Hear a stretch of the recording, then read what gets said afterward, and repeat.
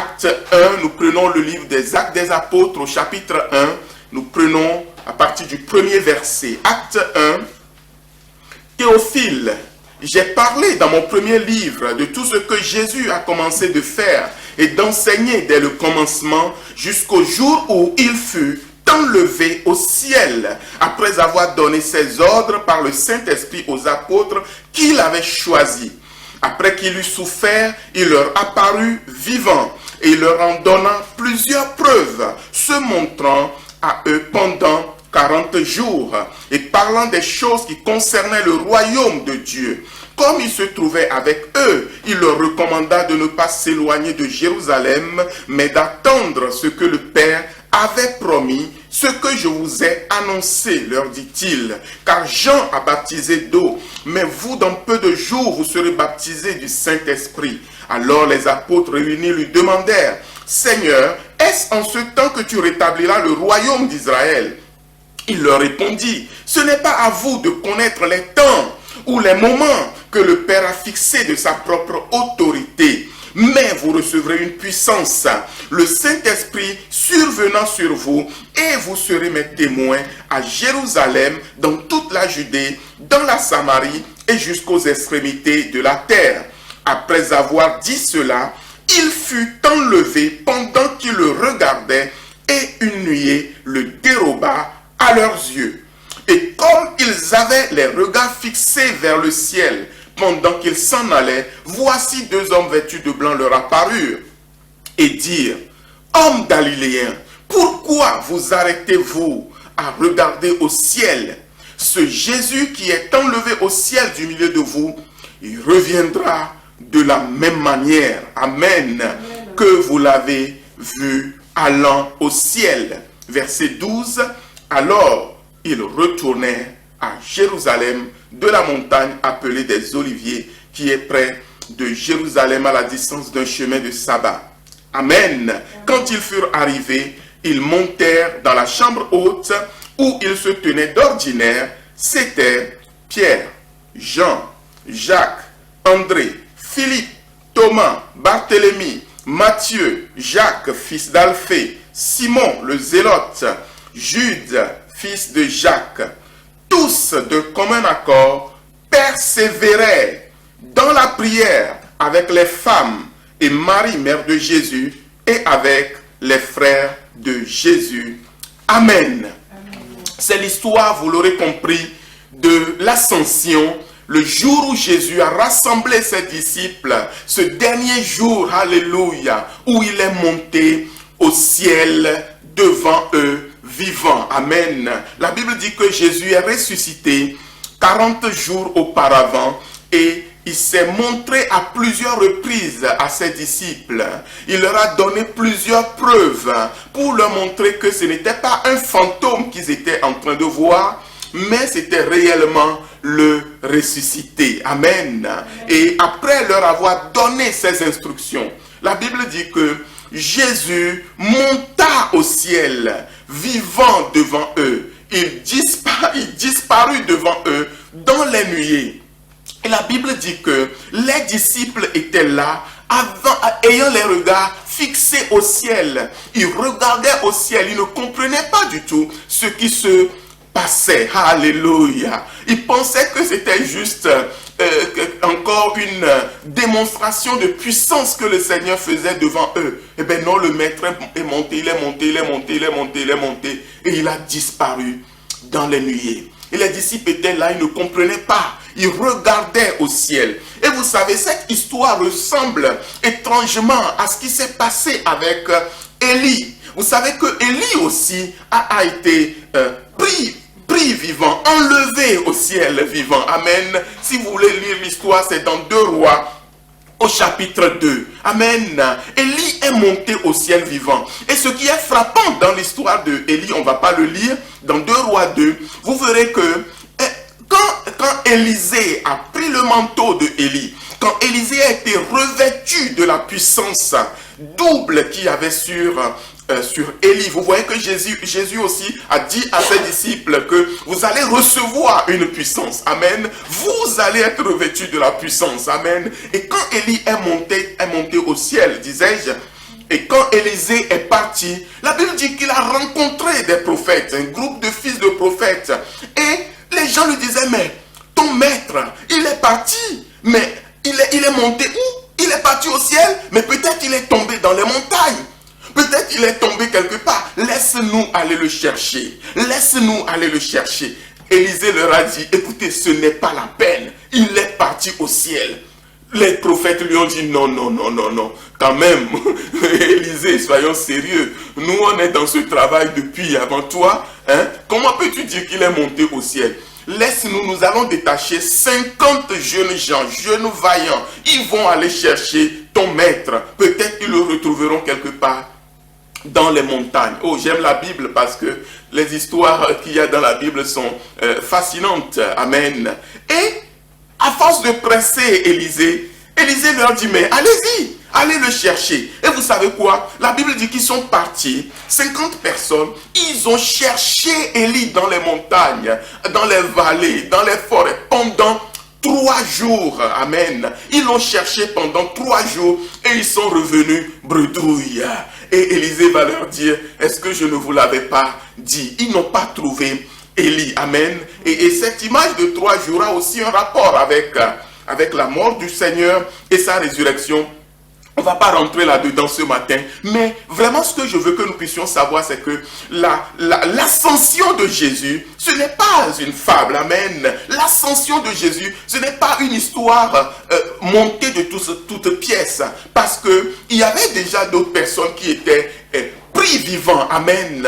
Enoch a été pris vivant, Élie a été pris vivant. Ils ont cherché Élie pendant 3 jours, ils ne l'ont pas trouvé. Et quand Jésus est monté au ciel, personne n'a retrouvé un cadavre de je ne sais qui. Et comment peut-on retrouver le cadavre du ressuscité? C'est impossible, amen. Il est ressuscité, il avait un corps de gloire. C'est très important, amen. Jésus avait un corps de gloire. Le corps que Jésus avait à la résurrection, c'est un corps glorifié. Alléluia. Et ce corps, il dominait en fait les lois de notre nature, les lois de notre monde, amen. Et il est parti vivant. Alors, peuple de Dieu, quand Jésus est monté au ciel, c'est là où mon message va on va dire plus, rester ce matin. La Bible dit que les disciples étaient restés là, ayant les regards fixés au ciel. Ayant les regards fixés au ciel. Ils étaient en train de regarder vers le ciel. Ils étaient là, ils regardaient au ciel. Imaginez tout ce qui devait se passer dans leur tête. Est-ce qu'il va réapparaître? Est-ce qu'il va tomber? Est-ce qu'il va revenir? Restons là, peut-être il est parti, il va revenir. 1 heure, 2 heures, restons là, ne baissez surtout pas les yeux. Élie a dit à Élisée, si tu me vois quand je vais partir, tu vas recevoir la puissance. Nous aussi restons là, continuons à scruter les nuages. Il nous a promis la puissance, peut-être il va revenir. Bien aimés, les disciples sont restés là, les regards fixés au ciel. Mais la Bible dit que 2 hommes, ce sont des anges que Dieu va faire apparaître. Amen. Et ils vont leur dire, hommes galiléens, pourquoi vous arrêtez-vous à regarder au ciel? Et c'est le message que Dieu a pour nous ce matin. Peuple de Dieu, pourquoi nous arrêtons-nous là à regarder au ciel? Quelqu'un va dire, mais le Seigneur, il a dit, mais ayez le regard fixé vers le ciel. Oui, je n'en disconviens pas. Mais laissons Dieu nous parler ce matin. Pourquoi nous arrêtons-nous là à regarder au ciel? Amen. Et ces deux envoyés, ils vont leur dire, oh, ce Jésus qui a été enlevé au ciel du milieu de vous, il reviendra de la même manière que vous l'avez vu allant au ciel. Alors ils retournèrent à Jérusalem de la montagne appelée des Oliviers, qui est près de Jérusalem à la distance d'un chemin de sabbat. Amen. Donc l'ange les 2 anges vont leur dire, rentrez chez vous. Alléluia. Rentrez chez vous. Alléluia. Parce que ce Jésus que vous avez vu monter au ciel aujourd'hui devant vous, il reviendra de la même manière. Et ce matin, peuple de Dieu, Dieu m'a envoyé nous dire que notre Seigneur, que nous avons vu partir, que nous avons entendu partir, que nous avons lu qu'il a vécu dans ce monde et qu'il est monté au ciel, il reviendra de la même manière. Il reviendra de la même manière. Il reviendra avec puissance. Amen. Il reviendra avec force. Alléluia. Il y a un chant que on chantait, c'était en anglais, on disait, He's coming back again. Jesus coming back again. He went away and promised that He's coming back again. He's coming back again. Jesus coming back again. Sing glory, hallelujah, He's coming back again. Il reviendra encore, Jésus reviendra encore. Il est parti, il a promis qu'il reviendra encore. Il reviendra encore, Jésus reviendra encore. Chantons gloire, hallelujah, il reviendra encore. Oh, il reviendra encore, mon Jésus reviendra encore. Oh, il est parti et il a promis qu'il reviendra encore. Oh, il reviendra encore. Jésus reviendra encore. Oh, chantons gloire. Alléluia. Il reviendra encore. Oh, yababa shiraba kori rababa. Kabo raba soka yama kundari yama shiraba kori rababa. Kori baba raba shiraba kori yaba saraba kori rabasa. Celui qui a fait la promesse, il est fidèle. Et il ne tardera pas. Alléluia. Celui qui a fait la promesse, il est fidèle. Il va revenir. Amen. Ayons la certitude et la foi qu'il reviendra. Il reviendra. Alléluia. Mais qu'est-ce que Dieu nous dit ce matin, peuple de Dieu? Autant il reviendra, mais en même temps Dieu a envoyé 2 anges pour communiquer un message aux apôtres. Ils disent, rentrez chez vous. Rentrez chez vous. Et c'est ça mon message ce matin. Amen. Une attente paisible. Si tu veux donner un titre à ce message, tu peux nommer ce message une attente paisible. Une attente paisible. Pas une attente agitée. Pas une attente stressante. Non, non, non, non, non, non, non. Une attente paisible. Alléluia. Bien-aimé, le message du retour de Jésus est un message d'attente, mais pas d'une attente stressante, pas d'une attente agitée, mais d'une attente paisible. Ces anges ont dit aux disciples, retournez à Jérusalem. Et le texte que nous avons lu est clair. Qu'est-ce que les disciples ont fait? Ils sont retournés à Jérusalem. La Bible dit qu'ils retournèrent à Jérusalem de la montagne appelée des Oliviers, qui est près de Jérusalem, à la distance d'un chemin de sabbat. Et quand ils furent arrivés, ils n'étaient pas là encore à regarder dans les nuages. Non, non, non, non, non. Qu'est-ce qu'ils ont fait? Ils montèrent dans la chambre haute où ils se tenaient d'ordinaire.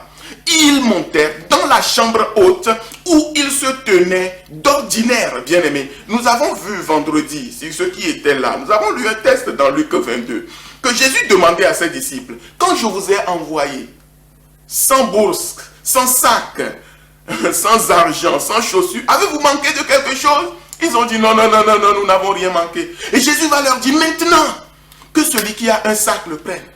Que celui qui a une bourse le prenne.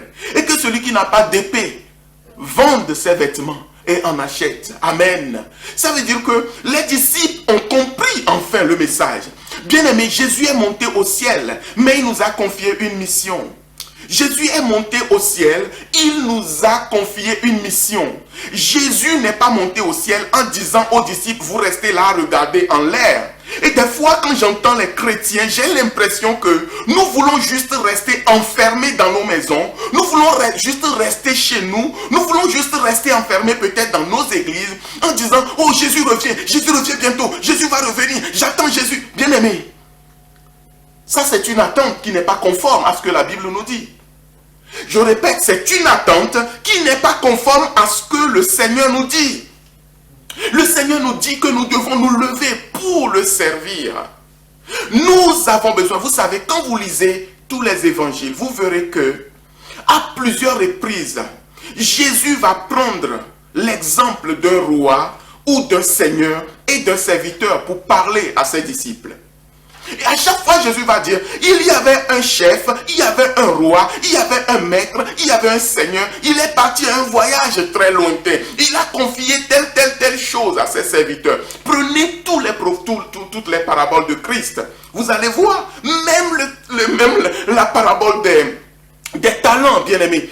Tout a rapport avec un roi, un seigneur et ses serviteurs. Et vous allez, quand vous étudiez toutes ces paraboles, vous allez vous rendre compte que à chaque fois, Jésus veut dire que les serviteurs ont un compte à rendre.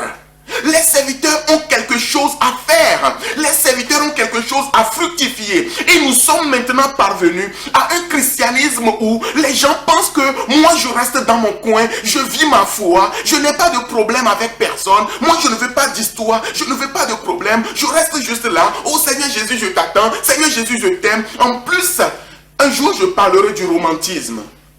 Le romantisme dans l'église. Romantisme. Nous cherchons, nous pleurons, nous sommes là, nous sommes par terre, nous allons chanter jusqu'à pleurer. Ça, c'est le romantisme. Vous savez, mais bien aimé, je suis désolé. Dieu est esprit. Alléluia. Dieu est esprit. Bien aimé, Dieu n'est pas dans les émotions. Je répète, Dieu est esprit, il n'est pas dans les émotions. C'est pourquoi il y a beaucoup de choses qui se passent dans nos églises, dans nos milieux. Et les gens ne voient pas. À la fin, ils voient que mais, tout est pareil, quoi. Rien n'a changé. Vous voyez des gens qui sont là, oh je suis guéri, je suis guéri. Une semaine ou deux mois après, tu le retrouves, mais pire quoi. Mais cette personne avait témoigné il y a 2 mois qu'il était guéri, quoi, vous comprenez? Bien aimé, Dieu est esprit, Dieu n'est pas dans les émotions. Ce que je veux nous dire, bien aimé, ce matin, c'est que, mais vous avez vu, nous avons prié tout à l'heure pour les malades. Qu'est-ce que je vous ai dit? Je dis, ne cherchez pas des émotions. N'attendez pas quelque chose, comme quelque chose allait venir de moi qui vais prier. Non. Mais regardez à Jésus. Croyez que Jésus guérit. Amen. Croyez que Jésus peut vous guérir. Je vous ai dit que si un comprimé peut te soulager, Dieu est plus grand qu'un comprimé. Mon Dieu, il est plus grand que tous les médicaments. Toutes les entreprises de pharmacie. De pharmacie ou je ne sais pas quoi. Mon Dieu, il est au-dessus de tout ça. Donc, ma foi est solide. Quand je prie, je dis, Seigneur, j'ai besoin de ton aide. J'ai mal à tel niveau. Touche-moi par ta grâce. Tu es mon Dieu. Fais-moi grâce. Touche-moi ce matin. Et soulage-moi, guéris-moi. Le Seigneur, il le fait. Amen. Et il guérit encore. Mais bien aimé, Dieu n'est pas dans les émotions. Et ce matin, bien aimé, je suis venu vous parler clairement. Aujourd'hui, c'est le jour de l'ascension. Les disciples sont là, en train de regarder au ciel. Et au moment où je parle, je peux vous dire que dans plusieurs endroits, vous allez avoir les messages ce matin. Ça va être des messages émotifs, avec beaucoup d'émotions. Et s'il revient maintenant, est-ce que tu es prêt? Est-ce que oui, tout cela c'est bien, mais bien aimé. Jésus est parti, il nous a confié une mission. Jésus est parti, il nous a confié un travail.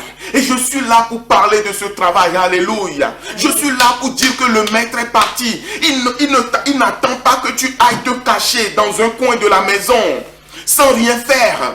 Mais le maître est parti, il attend que tu puisses faire quelque chose. Il attend que tu puisses faire le travail qu'il t'a donné avant de partir. Amen. Ouvrez avec moi Matthieu 24. Alléluia. Ne me croyez pas, croyez en la parole de Dieu. Alléluia. Matthieu 24. Nous allons lire quelques versets rapidement. Matthieu chapitre 24, 42. Moi j'ai envie que l'ascension soit une occasion pour nous de nous remettre en question. Pour dire, mais le travail qu'on m'a donné avant de partir, est-ce que je l'ai fait? Le travail que le Seigneur m'a confié, est-ce que je l'ai fait? Alléluia. Le travail que Jésus a confié à l'église. Vous pensez que l'évangile, bien aimé, je vais vous surprendre. Vous pensez que l'évangile, la Bible dit, cette bonne nouvelle du royaume sera annoncée à toutes les nations. Et alors viendra la fin. Vous pensez que les gens ont déjà tous entendu l'évangile? Non. Vous savez, dans plusieurs endroits, les gens se rassemblent au nom de Jésus. Mais beaucoup n'ont pas encore entendu l'évangile. Beaucoup ont entendu parler de viens, tu vas trouver le mariage, viens, ton enfant va être guéri, oh viens, Jésus va te protéger, viens, tu vas trouver du travail. Beaucoup d'autres choses. Est-ce que quelqu'un me suit ce matin? Donc, des gens ont entendu beaucoup de choses et ils se rassemblent, ils sont dans des églises. Mais beaucoup n'ont pas encore entendu l'évangile qui sauve. L'évangile qui transforme. Alléluia. Il faut qu'ils entendent l'évangile qui sauve. Prenez 2 Pierre 3. 2 Pierre 3. Je vais vite. On va revenir dans Matthieu 24. Notez-le. Amen. 2 Pierre 3. Le verset 8 nous dit, bien-aimés, il y a une chose que nous ne devons pas ignorer. Un jour devant Dieu, c'est comme 1000 ans. Et 1000 ans devant Dieu est comme un jour. Et le verset 9, il dit que le Seigneur ne tarde pas, de Pierre 3, 9. Le Seigneur ne tarde pas dans l'accomplissement des promesses, mais il use encore de patience, afin que plusieurs puissent se repentir et qu'ils parviennent à la connaissance de la vérité. Bien-aimés, je disais que beaucoup sont dans des milieux, ils n'ont pas encore entendu l'évangile. Et quand les gens n'ont pas entendu, c'est-à-dire l'évangile doit être présenté de manière claire et ordonnée. Hein? Alléluia. L'évangile de Jésus doit être présenté calmement, proprement et de manière ordonnée. Et cet évangile, beaucoup ne l'ont pas encore entendu. Ceux qui sont les élus de Dieu, il y a beaucoup d'élus de Dieu, parce que Dieu a choisi depuis les temps les plus anciens, ceux qui lui appartiennent, Dieu les connaît. Mais comment ces personnes peuvent-ils se repentir? Comment les gens peuvent-ils changer de cœur, changer de vie, s'ils n'ont pas entendu parler de l'évangile? Les gens entendent parler d'autre chose. Ils ne peuvent pas se repentir. Ne soyez pas étonnés qu'il y ait de la jalousie parmi les chrétiens. Ne soyez pas étonnés qu'il y ait de la méchanceté même parmi des gens qui se disent chrétiennes. Ne soyez pas étonnés que les gens se disent chrétiennes mais marchent encore dans les ténèbres. Est-ce que vous me suivez? Ils sont encore dans l'impudicité parce que beaucoup n'ont pas, d'une part, ils n'ont pas entendu l'évangile de Christ et beaucoup ne se sont pas encore repentis. Et tant que le corps de Christ, je vous dis souvent que le corps de Christ c'est un ensemble, c'est un corps. Jésus viendra chercher son corps. C'est pourquoi dans Thessaloniciens, il a dit que même ceux qui sont morts, ils vont ressusciter en premier. Les morts vont ressusciter en premier. Et les vivants, nous serons transformés. C'est tout le corps. Ceux qui sont morts et ceux qui sont vivants que Jésus viendra prendre. C'est l'ensemble. Mais tant qu'il y aura une bonne partie de ceux que Dieu, dans sa science, sa préscience, a choisi, tant qu'il y aura une bonne partie qui ne s'est pas encore repentie, Jésus ne peut pas revenir. Jésus ne peut pas revenir, bien-aimé. Ne pense pas que parce que toi, tu penses que tu es prêt, donc Jésus va revenir ce soir. Non, non, non, non, non. Je suis désolé. Amen. Vous voyez les jeux, des fois on fait des émissions de cuisine, on va dire, il reste 10 minutes, hein? Il reste 5 minutes. Vous avez des candidats, il y a des candidats qui sont déjà prêts, ils lèvent les deux mains, on dit, il reste 5 minutes, lui il lève les deux mains, oh moi je suis prêt, j'ai fini. Mais vous avez un autre candidat qui est là-bas en train de galérer avec son dessert, quoi, qui n'est pas encore prêt, vous voyez. Et vous voyez des fois on dit, il reste 10 secondes, il reste 5 secondes. C'est fini. Mais vous voyez qu'il y a encore un candidat qui est là en train de se battre pour dresser sa table. Et vous voyez que parfois les examinateurs, j'observe, ils voient bien qu'il est leur main. Ils usent en fait d'indulgence. Amen. Ils usent de patience pour que ce candidat-là aussi puisse dresser sa table. Merci Saint-Esprit pour l'exemple. Amen. Donc c'est juste pour dire que le Seigneur use de patience. Il attend que nous puissions nous repentir. Il attend que nous puissions entendre l'évangile. Il attend que nous puissions changer. Il attend que nous puissions parvenir à cette maturité. Il attend, il patiente que nous puissions nous sanctifier. Parce que si tu n'es pas sanctifié quand il va venir, tu ne partiras pas. Donc il use de patience. Et il regarde sur la terre. Il entend ce que nous prêchons dans nos églises. Il entend ce que les prédicateurs racontent. Il entend ce qui occupe le cœur des chrétiens. Il dit, mais c'est encore quoi ce nouvel évangile? Qu'est-ce qu'ils sont encore en train de dire là-bas? Mais ils sont en train de faire fausse route. Oh, Saint-Esprit, aide-les. Touche leur cœur. qui revienne à la lumière, qui revienne à la vérité. Comment voulez-vous que Jésus vienne dans ces circonstances? Donc, le Seigneur use de patience. Il use de patience envers toi, ma soeur. Il use de patience envers toi, mon frère. Jésus attend que tu puisses encore changer ton cœur. Jésus attend que tu puisses encore changer ton caractère. Jésus attend que tu puisses encore changer ta vie. Jésus attend que tu puisses encore changer ta manière de penser. Nous pensons d'une certaine manière, mais nous sommes à côté. Nous sommes justes à nos propres yeux. Mais le Seigneur, mon frère, ma soeur, s'il vient aujourd'hui, si on met ta vie comme un livre devant Dieu, je sais que toi-même tu sais que tu sais. Je dis je sais que toi-même tu sais que tu sais. Si on ouvre ta vie comme un livre devant Dieu ce matin, oh mon frère, ma soeur, je ne suis pas là pour faire de la psychanalyse ou je ne sais pas quoi. Mais chacun de nous doit rentrer en lui-même. Et dit, mais Seigneur, viens au secours de mon incrédulité. Viens au secours de ma faiblesse. Nous sommes encore dans ce corps de faiblesse. Nous avons besoin de demander l'aide de Dieu par son Esprit Saint afin qu'il puisse nous aider à être prêts. Amen. Amen, à être prêts. À nous sanctifier. À nous dépouiller de tout ce qui ne le glorifie pas. Amen. À nous laisser transformer. Alors nous allons retourner dans notre histoire. Je vous ai dit qu'il y a un roi d'un côté, n'est-ce pas? Il y a un maître d'un côté, il y a un seigneur d'un côté et de l'autre côté, il y a les serviteurs. Il veut que les serviteurs travaillent. Amen. J'espère que tu vas travailler. Je dis j'espère que tu vas travailler. Et à la fin de ce message, il faut que tu te dises qu'est-ce que je vais faire pour mon Dieu. Amen. Que vais-je faire dans le royaume de Dieu? Alléluia. Ouvrez avec moi Matthieu 24, comme j'ai dit. Prenons à partir du verset 42. Matthieu 24, 42. Veillez donc, puisque vous ne savez pas quel jour votre Seigneur viendra. Est-ce que vous me suivez? Amen.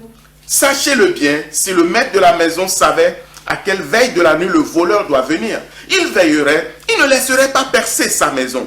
C'est pourquoi, vous aussi, tenez-vous prêts, car le Fils de l'homme viendra à l'heure où vous n'y penserez pas. On va le voir tout à l'heure. Verset 45. Quel est donc le serviteur fidèle et prudent que son maître a établi sur ses gens pour leur donner la nourriture au temps convenable? Heureux ce serviteur que son maître, à son arrivée, trouvera faisant ainsi. Heureux ce serviteur que son maître trouvera à son arrivée faisant ainsi. Heureux ce serviteur. Dieu, le maître, Jésus donne cet exemple ici pour dire que je m'en vais.